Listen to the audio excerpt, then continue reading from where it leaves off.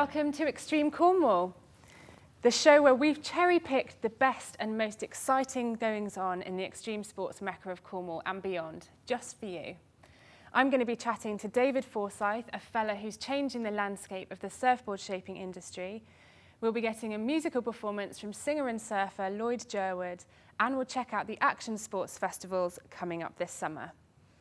But first, we accosted the lovely folk at Salt Air Adventures during one of their coasteering trips over at Newquay. If you don't like the idea of people throwing themselves from high cliffs, you may have a problem with this next bit.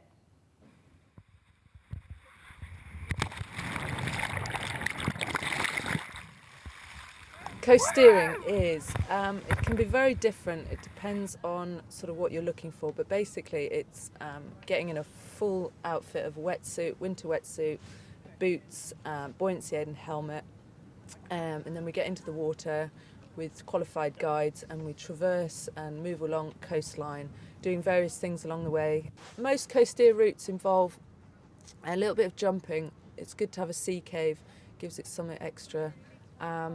And there's lots of sort of traversing and rock climbing along the way as well.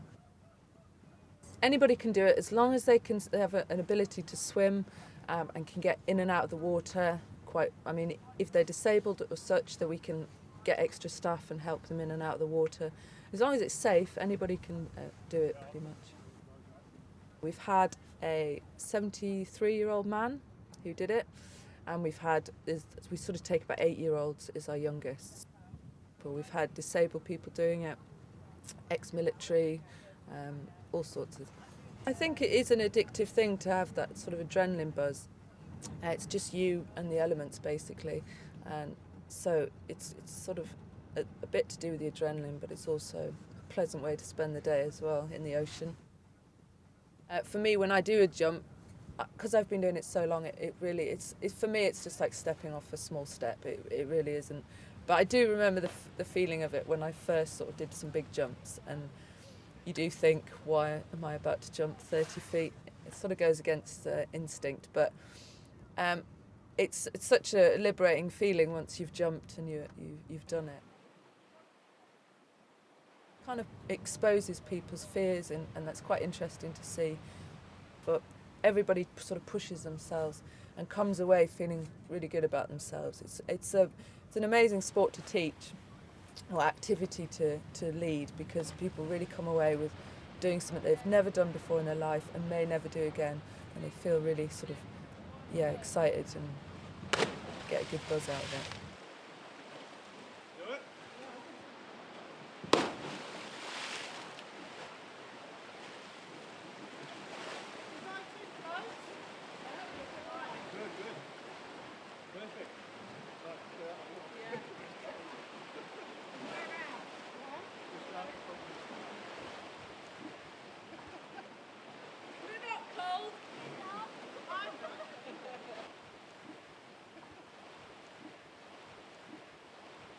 Brilliant, absolutely brilliant. Did really well. Loads of, I feel really safe having the two of them, obviously, but I'm being pushed a little bit to go for a higher jump.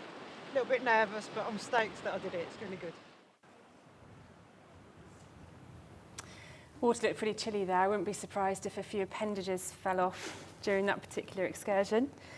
Now, David Forsyth, welcome. Hello. Magic surfboard shaper man.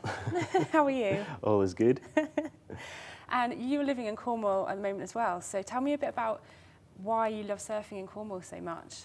Well, it's a lot warmer than the north of Scotland for sure, and you got the north coast to surf, the south coast, so depending on the conditions there's usually a wave, so it's always good. And you get out with your pals quite a bit. There's been a lot of surf this recent week, hasn't there? Yeah, it's been pumping, yeah. And your board designs and the materials you use in particular, you've got a very strong ethos behind why you choose the materials you do. Tell me a bit more about that. Well, I got into making wooden boards because I'm allergic to the foams and the resins used in standard surfboard construction, so using wood was just a natural choice, really. It's also nice to use reclaimed timber. It gives it a second lease of life, which saves it going to the scrap heap. And when you say like a second lease of life, how passionate are you about taking other people's junk and unwanted materials and turning it into something which is obviously really beautiful and usable as well?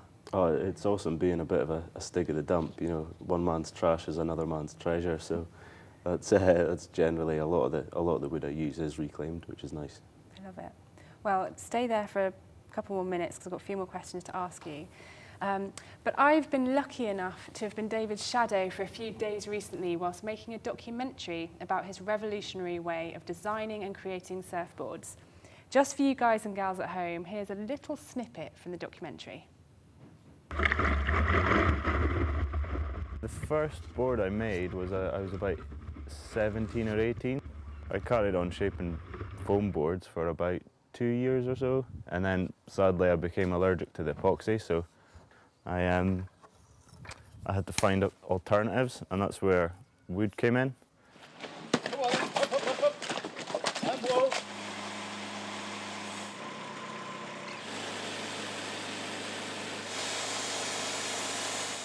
Wood is skinned over the board, just like a skin, and then you use tiny little bits of wood to go around the rails, and then the surfboard's born.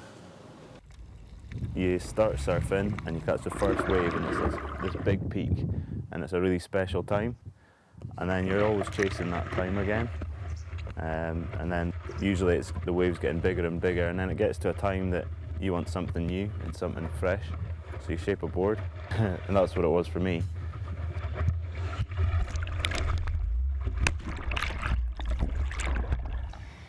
Wow, that is amazing. Made me really want to go and surf really bad.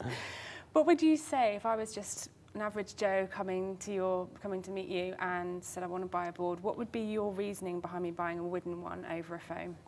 Well, foam boards generally only last a couple of years tops. The idea of a wooden board is you're going to have it and pass it on to your kids and maybe even your kids' kids. And if it does die of death, you can hang it on your wall because it looks good. And what kind of reception has your designs had so far? Well, it certainly turns head on the beach, which is always a good thing. And the industry's kind of finally taken to sustainability in surfboard design, which is about time really. So yeah, it's exciting times for wooden surfboards, I think. You've got a pretty novel idea there and pretty kind of, I know you've patented a few things and that kind of thing. So is the industry itself, like the bigger brands, are they sitting up and taking notice these days? I think they definitely are because, you know, sustainability and everything this is a sustainable era, and I think in 40 years' time, when we look back to this time, it will be known as the sustainability era because through every part of design, people are standing up and taking notice that there has to be a change. Definitely.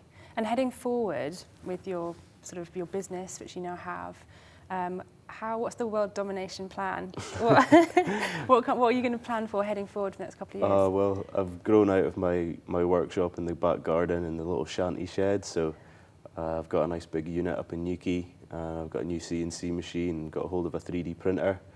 Going to be doing little workshops to teach people how to make boards and start manufacture. So yeah, fingers crossed this is a good year for Driftwood. I'm sure it will be, fingers crossed, but it's so exciting. I'll have to come over and take a peek myself at some point. Yeah. Well, if you guys want to check out the longer version of the documentary, you can do over at www.iliveextreme.com, and that'll be up there in the next couple of weeks, so make sure you check it out. So thank you, David. Really a pleasure as always.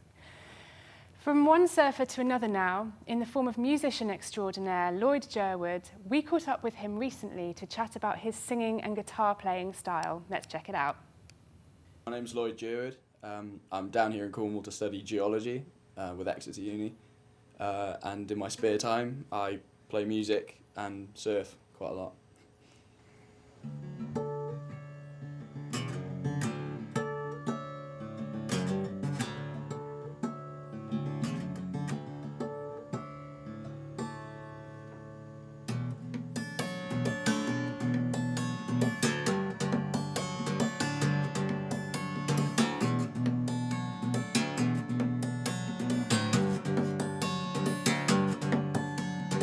I started playing music in primary school, and I started playing trumpet a long time ago, and then picked up a guitar at about 10 or 11 and have been playing it for 9 years.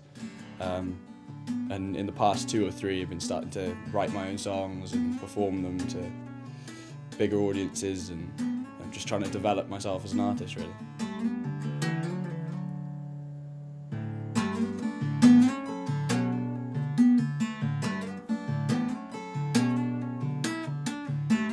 If you play something in a different way, you can achieve different sounds from the same thing.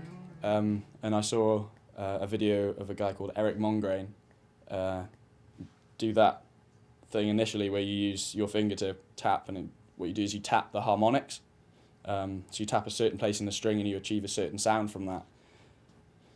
I played it at this little acoustic festival last summer, and there was someone in the audience who's helped me out quite a lot with my music and given me lots of opportunities, and I ended up meeting her after this concert, and that was the thing she came up to me and noticed about my playing, and it's kind of brought me, loads of opportunities now.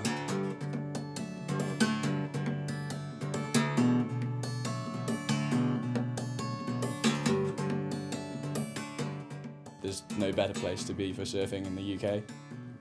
I'm trying airs at the moment and trying more of the tricksy stuff as opposed to longboarding. I fall flat on my face every time I pick up a longboard now. I just haven't been on one in too long. So.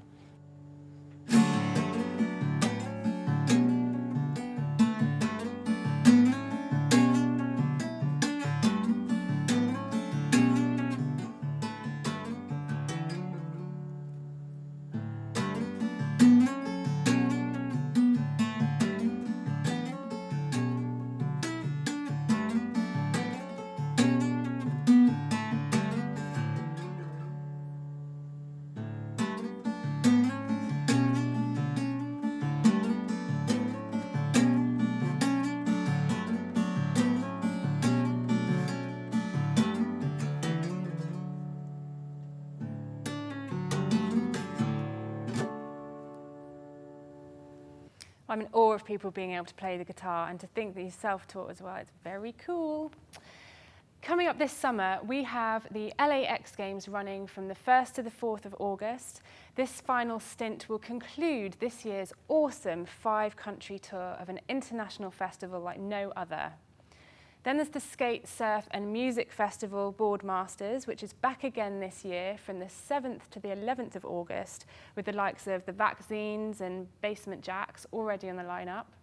Then the ASP World Championship Tour Quicksilver Pro France will be hitting the sandy beaches of Hossegor yet again this year, and the world's best surfers will be charging those waves from the 27th of September to the 7th of October. With surfing in mind, Lloyd very kindly took out time from the Cornish waves to hook us up with his latest release, Fun and Games. This is a song called Fun and Games.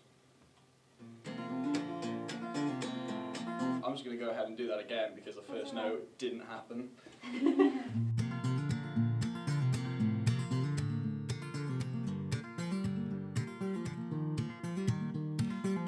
It was on that evening, on that New Year's Eve, that you caught me wandering, half asleep. So you took my hand and you set me free from this catastrophe. They won't believe it, so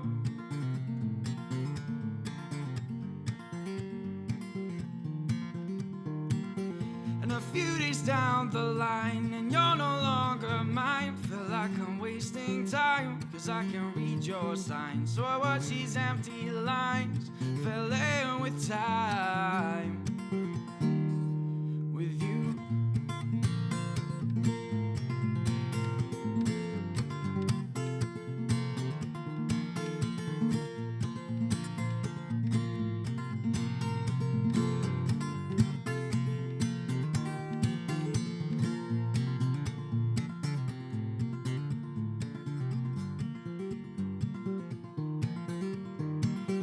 This text is finished, but I wait a minute, cause I'm afraid that you think that I'm too keen on replying.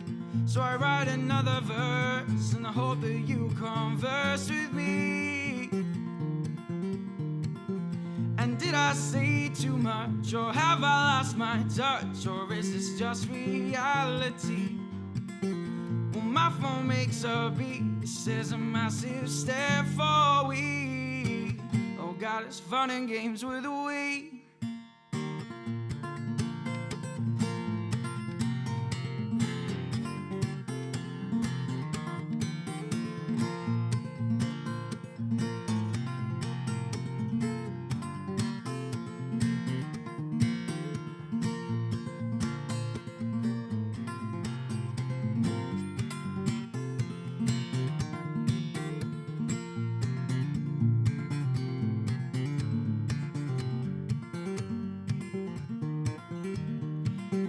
I begin to improvise and I avoid the lies, but all the other guys and they best say goodbye, 'cause I'm the new guy and I am willing to fight for you. My fingers quit on me now, so I'm gonna let it be whatever it's meant to be now. But I'm sure this one's for me. But I'm sure this one's for me.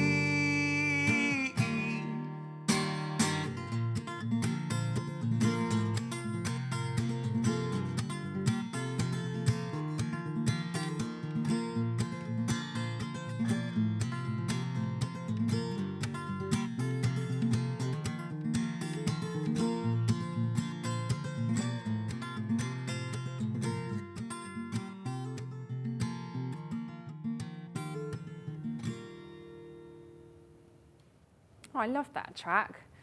Well, that's it for today's show. My spies tell me that the waves are good this afternoon, so I'm out of here. See you later.